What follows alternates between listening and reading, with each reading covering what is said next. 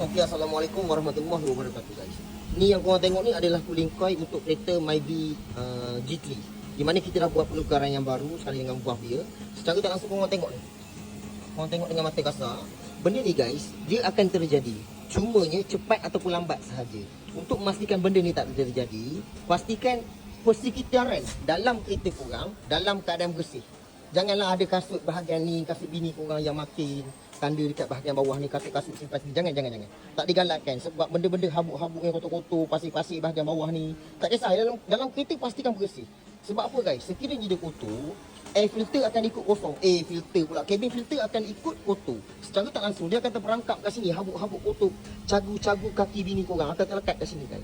So bila melekat, selepas korang matikan enjin guys, benda ni dia akan jadi macam uap air akan keluar. So uap air tadi dia akan melekat dengan cagu-cagu guys. So dia akan jadi macam ni guys.